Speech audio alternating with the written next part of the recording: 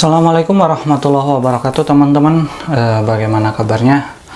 Semoga teman-teman diberikan kesehatan, kelancaran dalam beraktivitas, dan juga rezeki dari Tuhan Yang Maha Kuasa makin lancar lagi ya. Oke, video kali ini karena kita sudah cukup lama tidak membahas sesuatu hal yang sebenarnya itu sering ada, cuman kita tidak tahu maksud ataupun tujuannya dari itu semua ya. Kali ini nggak bakalan jauh-jauh dari soal kuliner, sebenarnya masih tentang kuliner karena kita tinggal di Nusantara, dengan negara kita kaya akan rempah-rempah, banyak sekali ya, ada rempah-rempah misalkan kapulaga, terus juga ada jahe, kunir, apa itu teh, kalau bahasa Sundanya mah cikur, terus masih banyak lagi ya rempah-rempah yang memang lada, biji lada dan lain-lain yang sangat dibutuhkan oleh manusia. Yang kita akan bahas hari ini ada beberapa rahasia, mungkin entah itu rahasia ataupun ada nilai di balik itu semua.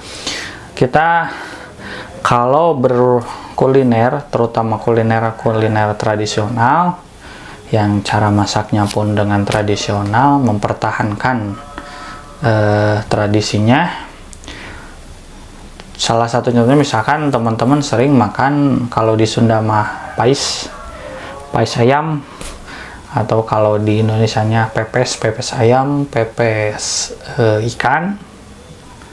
Nah, di salah satu pepes itu kan banyak ya rempah-rempahnya, ada bumbunya tuh, ada kemangi, ada mungkin ada yang suka pakai jahe, ada kunir. Nah, kenapa di Nusantara kita banyak rempah-rempah untuk bahan masakan dan apa sih khasiatnya? Sebenarnya itu rempah-rempah hampir mempunyai semuanya adalah obat ya. Apa yang kita butuhkan, rempah-rempah itu mencukupi. Lebih kaya rempah-rempah karena kebetulan negara kita adalah negara tropis yang lebih banyak menerima sinar matahari langsung. Nah, kunir itu kan fungsinya adalah sebagai antibiotik alami, penyembuh luka juga, entah itu luka luar ataupun luka dalam di dalam perut kita. Mungkin yang suka pedas, kemungkinan pedas itu kan obatnya salah satunya dengan kunir, atau susah air mencret, disentri dan lain-lain soal berkenaan dengan lambung dan perut, itu kunir rata-rata menjadikan obat tradisionalnya. Kemudian beberapa hal, salah satunya mungkin kemangi itu adalah herbal untuk mengurangi bau badan kita, entah itu dari ketiak ataupun memang keringat kita yang bau. Itu kan rata-rata orang ada lah ya, keringatnya itu bau. Nah, salah satu herbal mengatasinya adalah daun kemangi. Rata-rata itu dipakai untuk lalapan ataupun sebagai pewangi bumbu tambahan di pepes.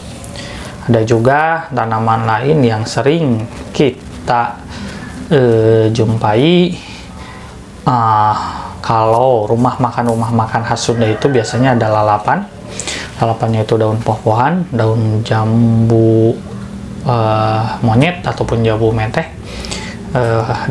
daun mudanya ya. Kemudian kalau Sundanya mah daun mareme, ada lagi kemangi, terus ada lagi banyak ya daun cikur kalau di Sunda namanya. Kang Ida lupa lagi kalau bahasa Indonesianya apa.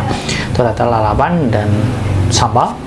Biasanya sambal itu kan sebenarnya nggak usah pakai bahan penyedap lagi, karena terasi itu sebenarnya dari dulu itu zaman awal-awal Kesultanan Cirebon Itu penciptanya adalah Cakrabuana kalau tidak salah, putra dari Kanjeng Prabu Siliwangi yang pertama dari istri Ratu Subanglarang.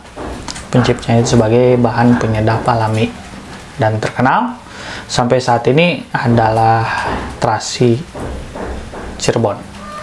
Itu awalnya dari situ, banyak orang yang suka menyebarlah ke seluruh Nusantara, terutama di daerah Jawa, Pulau Jawa. Lalaban-lalaban. Kemudian juga teman-teman kalau memperhatikan, kalau kita makan sate yang pedagangnya masih daerah-daerah kampung itu suka menyediakan dengan yang namanya acar.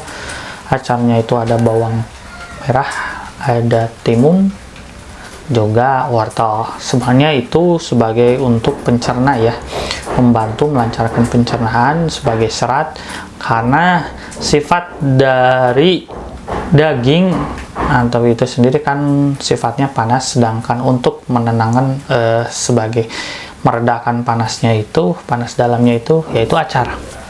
Contohnya acar timun, tomat, kadang-kadang ada yang pakai tomat, ada yang tidak. Terus juga wortel itu kan sifatnya air, kebanyakan air untuk netralisasi dari unsur panas dagingnya itu sendiri.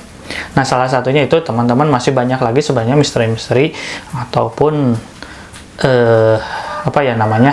kandungan dari bahan-bahan kuliner makanan yang mungkin tidak banyak orang yang tahu, tapi fungsinya itu besar. Masih banyak lagi ya, nanti kita bahas di lain hal. Itu saja yang Kang Idat sampaikan kali ini. Mohon maaf apabila ada kesalahan. Kalian teman-teman ataupun yang lain bisa komen di kolom komentar. Kemudian Kang Idan juga minta dukungannya, tolong yang belum subscribe, yang baru menemukan channel ini tolong di subscribe, nyalakan lonceng notifikasinya, kemudian komen, jangan lupa like-nya juga, dan share sebanyak-banyaknya ke media sosial teman-teman agar Kang Idan makin semangat bikin video yang bermanfaat untuk teman-temannya. Itu saja. Wassalamualaikum warahmatullahi wabarakatuh.